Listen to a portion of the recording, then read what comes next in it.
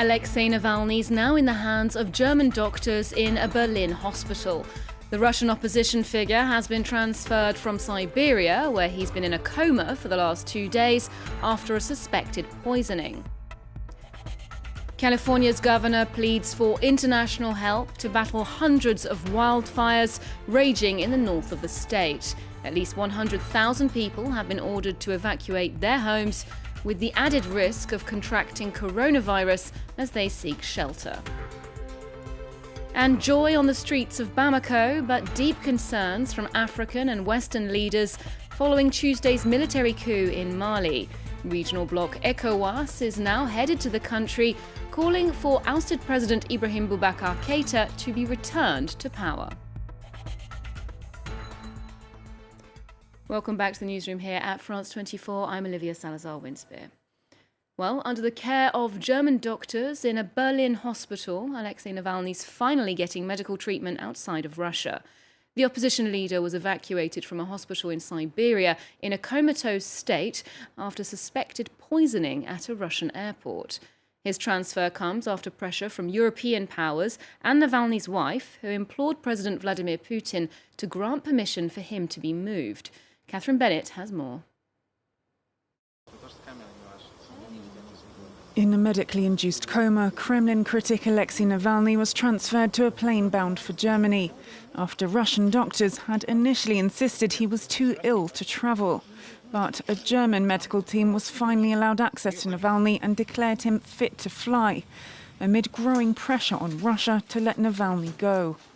Мы на этот момент приняли решение, что мы не возражаем против его перевода в другой стационар. Тот, который укажет нам родственники. It's a decision Navalny's family and supporters had been pushing for. They believe the opposition leader was poisoned after drinking tea at an airport in Siberia, which Russian doctors deny, blaming a metabolic disorder instead. Пришли к выводу, что, учитывая, что в крови и в других биологических материалах мы не нашли никаких отравляющих веществ, у него случилось нарушение обмена веществ, а в частности снижение уровня глюкозы в крови при резком изменении давления. То есть все расценивают это как при взлете. But supporters fear a delay in transferring the critic would render any poison that could be in Navalny's system untraceable, and his wife Yulia accused the doctors of deliberately delaying the medical transfer. She wrote a letter to Russian President Vladimir Putin seeking his permission for treatment in Germany. Navalny will now be treated at the Charité hospital in Berlin, the same hospital as activist Pyotr Veselov, who was also poisoned. In Belarus, a 13th day of protest, and there's no letting up for those resisting the disputed re-election of Alexander Lukashenko. On Friday, demonstrators formed a human chain of over 10 kilometers in Minsk as pressure mounts on the president to step aside. Lukashenko, who's now on his 6th term, supposedly won the vote by a landslide. That's despite his unlikely rival, Svetlana Tsikhanouskaya, who's a political novice, appearing to secure strong support in the run-up to the elections. Camille Nedelec has the latest. Protesters as far as the eye can see in Belarus, as anti-government demonstrators formed a 13-kilometre-long human chain in the capital of Minsk, creating a link between a memorial to Soviet repression and the jail where protesters are being detained and some severely beaten. Поэтому это не только боль страны, но моя личная боль. И то, что она сейчас объединена в такую огромную цепь, это, конечно, победа наша белорусов. Мы действительно мирные люди, мы белорусы, и мы не хотим, чтобы нас убивали. Hundreds of protesters have been injured since the start of the demonstrations. But despite the risk, the exiled opposition candidate Svetlana Tsikhanouskaya urged protesters not to give up. She's calling for fresh elections, but doesn't plan on running again herself. Будущее Беларуси, а значит и будущее наших детей, зависит сейчас от вашего единства и вашей решительности. Поэтому я прошу вас, продолжайте и расширяйте забастовки. Не ведитесь на запугивание. Объединяйтесь. New demonstrations are slated for this week, but some Belarusians do support Lukashenko, with thousands of people attending a pro-government rally in the city of Brest on Friday. California's Governor Gavin Newsom has pleaded for help in tackling the fatal wildfires that are sweeping through the north of the state. He's called for backup from Canada and Australia to support local fire crews battling hundreds of separate fires across some 700 acres of land. At least 6 people have died and more than 100,000 people have been ordered to evacuate their homes. The blazes were sparked by what authorities have called a lightning siege, with over 12,000 strikes during a period of particularly high temperatures. Yinka Oyetade has more. Once lush woodland, now ruined. This is the aftermath of wildfires that have ravaged this part of Santa Cruz, south of San Francisco Bay, leaving behind skeletons of homes and cars in its wake. Now firefighters scrambling to battle the blazes have to make difficult choices. It's never easy to determine, what you can save and what you can't save. All we can say is that we can't save everything. So you do with what you've got. We use a process, a triage process, just like in the medical field, you have to sort. More than 700,000 acres across California have been chewed up by what authorities say are historic wildfires. The blazes were triggered by the worst dry lightning storms seen in the state in nearly 2 decades. Now being fanned by strong winds and record-breaking temperatures, the fires have forced more than 175,000 people to flee their homes. Fire crews from neighboring states have been deployed to assist, but the governor is now looking overseas for help. We've also reached out across the border into Canada for resources and support. Some of the best wildfire firefighters in the world from Australia. We also have requests out for that talent as well. Many say climate change is fueling the fires in California. Thick smoke now blanket areas in central and northern parts of the state, reducing the region's air quality. Authorities worry this could add to health risks in the midst of the coronavirus pandemic. In Mali, there was cause for celebration for many in the streets of Bamako following the military overthrow of the president earlier this week. Thousands of people took part in a rally on Friday in support of the junta that forced Ibrahim Boubacar Keïta to resign. Well, this comes as a delegation from the regional bloc ECOWAS arrives in the country today to try to restore him to power. France and the United States are among the Western powers who've expressed concern about the coup. This report comes from Ellen Gainsford.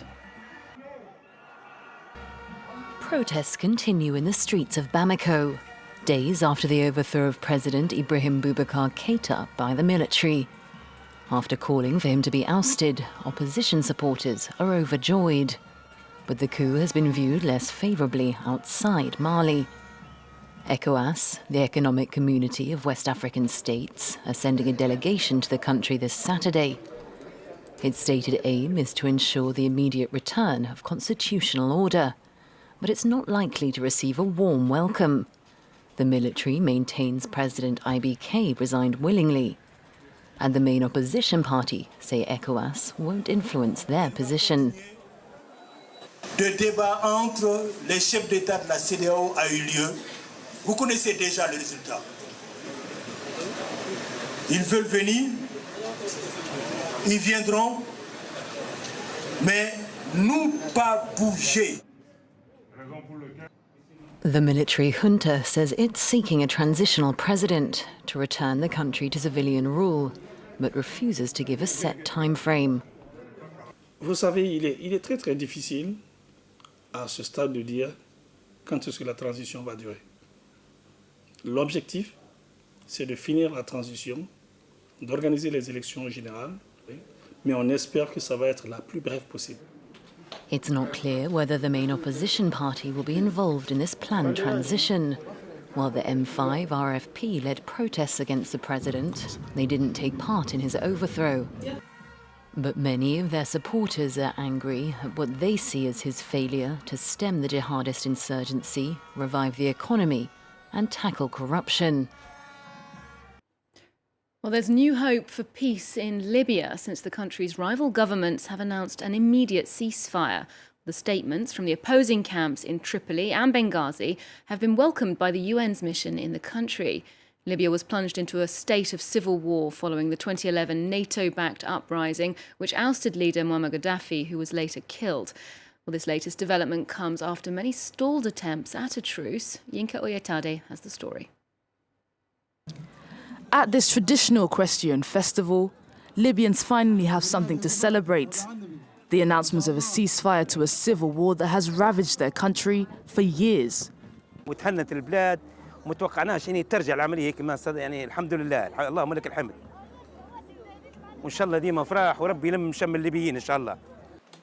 On Friday, President Fayez al-Sarraj, the head of the UN-recognized Tripoli government, and Aguila Saleh, the speaker of the eastern-based parliament allied with military strongman Khalifa Haftar, declared a truce. Tensions between the rival political powers have heightened in recent years due to foreign meddling. A power struggle between Egypt, UAE and Russia, allied with the parliament, and Turkey, loyal to the Tripoli government, led to fears of a full-blown proxy war between Cairo and Ankara back in July of this year. In a tweet, Egyptian President Abdel Fattah al-Sisi called the ceasefire an important step. The two sides have also agreed to hold elections in the near future. The situation in the country still remains uncertain. Haftar, leader of the Libyan Arab Armed Forces, still has not commented on the end to the stalemate. We'll be rid of COVID-19 in less than 2 years. That's what the World Health Organization has predicted. Speaking on Friday, the UN body compared the coronavirus pandemic to the Spanish flu of 1918, which killed as many as 50 million people. To date, COVID-19 has claimed some 800,000 lives and infected an estimated 23 million. Here's the WHO's director on the pros and cons of virus management in the 21st century. We have a disadvantage of globalization, closeness, connectedness, but an advantage of better technology. So we hope to finish this pandemic before less than 2 years, especially if we can pull our efforts together and with national unity, global solidarity. That's really key, with utilizing the available tools to the maximum and hoping that we can have additional tools like vaccine. I think we can finish it in a shorter time than the 1918 flu. And indeed, all eyes have been on the successful development of that vaccine to combat COVID-19. It's been a race against time for laboratories around the world, and recent scientific breakthroughs have inspired hope. Alison Sargent brings us up to speed on developments so far. Of the 169 potential COVID-19 vaccines being tracked by the World Health Organization, 30 have begun clinical trials and 5 are in the crucial stage 3. Britain's AstraZeneca, Moderna and Pfizer from the US, and China's Sinovac and Sinopharm. Starting next week, Russia will join their ranks when its Sputnik V also begins the third and final stage of testing. After Phase 1 and Phase 2 trials verifying a vaccine's safety, Phase 3 measures its effectiveness on a large population. Très peu de vaccins ont une efficacité de 100%, mais même si l'efficacité est de 50%, si on réduit par 2 le nombre d'infections, et en particulier d'infections sévères nécessitant une hospitalisation, ça sera déjà un succès très important. U.S. regulators say that a vaccine that protects at least 50% of people will be considered effective. It may seem like a low bar, but not all doctors are optimistic. Est-ce qu'on peut avoir l'assurance que nous disposerons dans un prochain avenir d'un vaccin efficace? Non, puisque jusqu'à présent, on n'a pas réussi à vacciner contre aucun coronavirus humain. Despite the uncertainty, governments are gambling on success. The US and the EU have each purchased hundreds of millions of doses of potential vaccines in advance. Pfizer estimates theirs could be ready for approval as early as October, while several other companies are aiming for the end of the year.